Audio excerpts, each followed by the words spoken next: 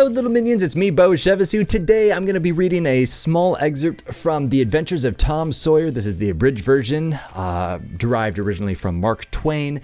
This is a great stepping stone for young kids. Personally, my daughters, ages 6 and 8, absolutely love this, and it's the perfect amount of time to read them one chapter before bedtime. It's fantastic. Not too long, not too short.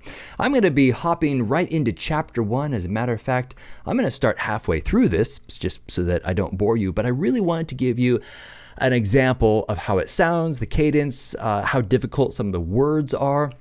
Now, of course, Mark Twain, in his original, it's very readable, but this one even more so. And you will notice that it really jumps from action point to action point and kind of allows the kids to really fill in a lot with their imagination. So this chapter 1 is called Tom and the Fence. I'm sure you are very familiar with this story. I just love this so much.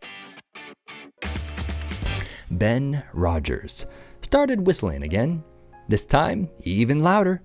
But Tom kept on painting.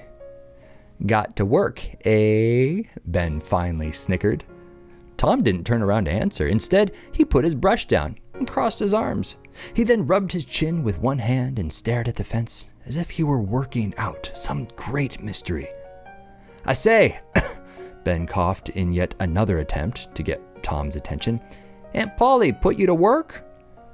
Tom turned around suddenly, as if shocked to see someone there.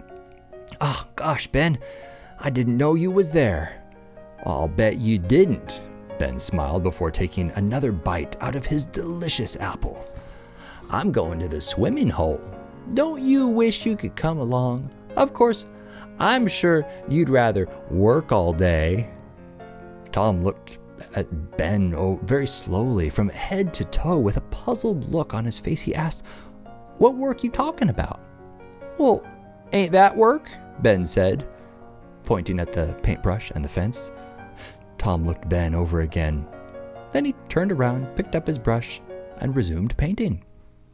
I suppose you're going to tell me you like painting that fence? Ben called out. Tom didn't turn around, but simply said, It's not every day a boy gets to paint a whole fence by himself. Ben stopped mid-bite. Watch Tom run the brush daintily over the wood fence, stepping back every stroke or two to admire his work.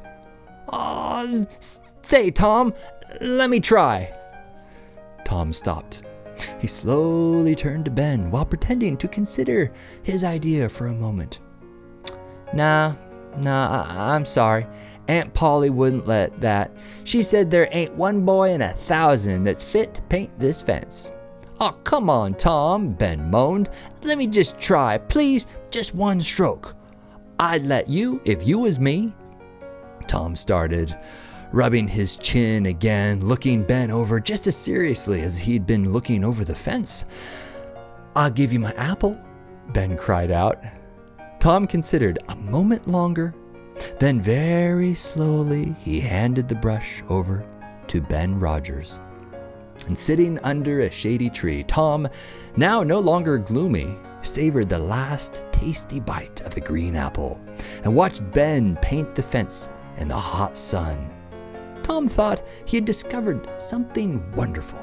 To make a boy want something, all you had to do was make that something hard to get. And that ends chapter 1. Isn't that magnificent? So nice little bite-sized chapters, hopefully just enough to pique their curiosity so someday they will look back with fond memories of their mom or dad reading to them before bedtime, and hopefully they'll pick up the original by Mark Twain and read that. So that's it. Wanted to give you a small little sample to see how it sounds, at least according to yours truly. My name is Beau. Catch you later.